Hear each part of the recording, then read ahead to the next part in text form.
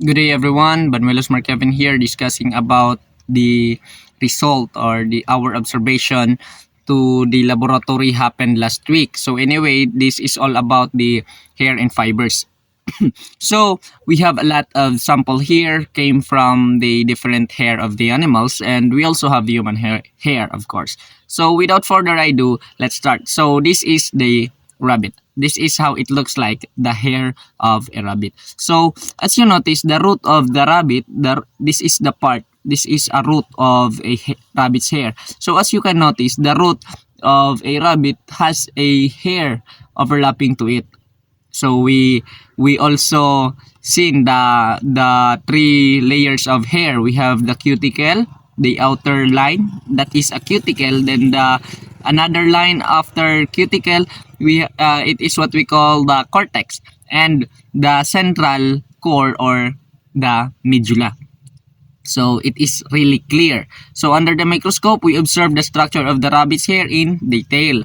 So some of the things we might see, including the shape and the texture of the hair. Additionally, we might be able to observe the medulla, the cortex, and the cuticle, as what I have told you.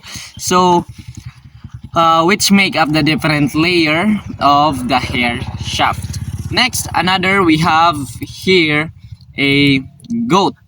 So the goat, this is how it looks like. So under the microscope, excuse me, under the microscope, it can be seen that it has a layer of hair.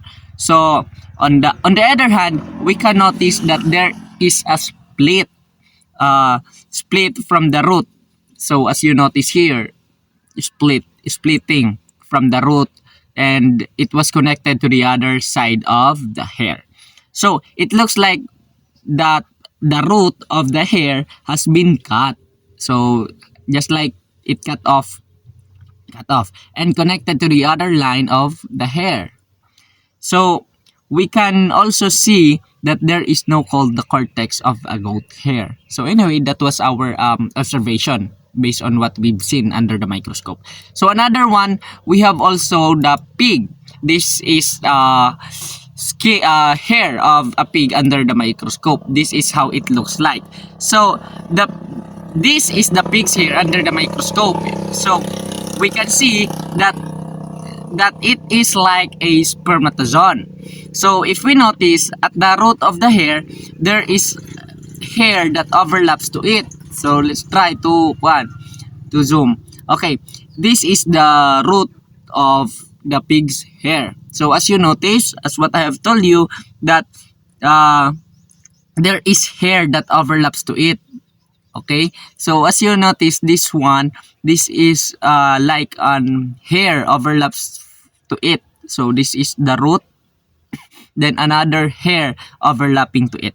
So we also do not see a layer of hair. This type of medulla is solid, so we cannot see anything about the layers of the the hair except the medulla. So this type of medulla is what we call solid medulla. It is a pigmented area filling both the medulla and the cortex, so we can see it all color black.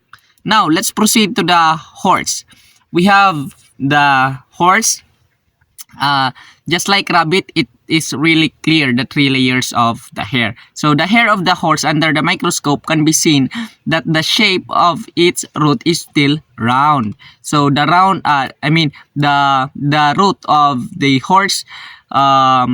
horse hair is circular in shape, round. So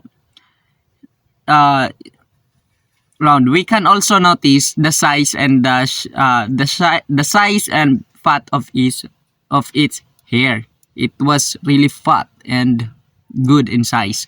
So we can see the three layers of the hair is here, especially the medulla or the central core of the hair. So as you notice, this is the medulla, the central core, the line in the middle. This is what we call the medulla. So as you can notice, this type of medulla, it is what we call continuous medulla or the central core of the hair. If we notice this, its medulla is not cut. That is why this type of medulla is called continuous. So next, we also have here the dog. Excuse me. So the dog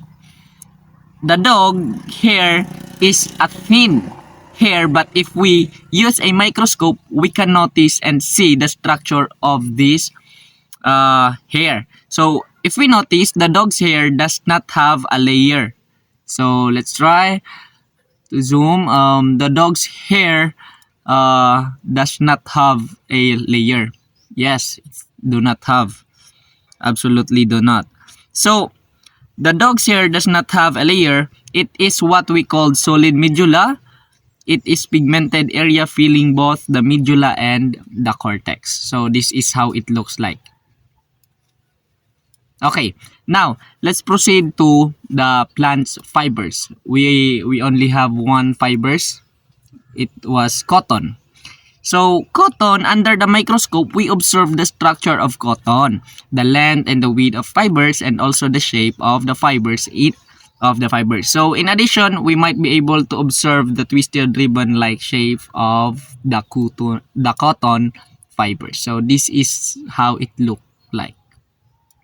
Okay, next, let's proceed to the human hair. So we have here the stretched hair. So as we observe a stretched human hair under the microscope, we can be able to see the effect of the stretching on the hair. So the hair may appear thinner and longer than on unstretched hair.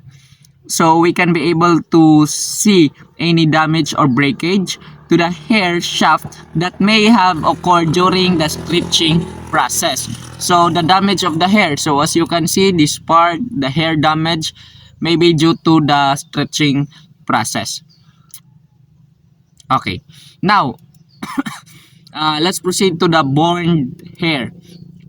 This is how it looks like under the microscope. The born hair, the first thing that we observe that is the changing or the changes of color. So the burned hair under the microscope, we observe the discoloration of hair. We also observe the changes of the hair shape, maybe due to the high temperature of the heat exposure to it. So that's it.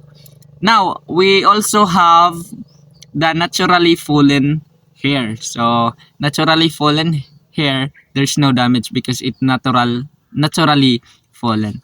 So this is how it looks. So as you can see, there's no damage or breakage from the hair.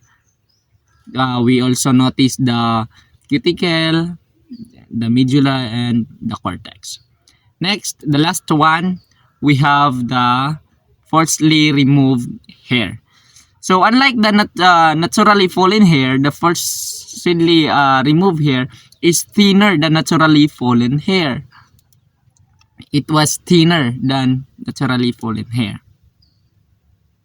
Although we can be able to see the some layer of the hair of the forcibly removed hair under the microscope, we also see the changes of its shape.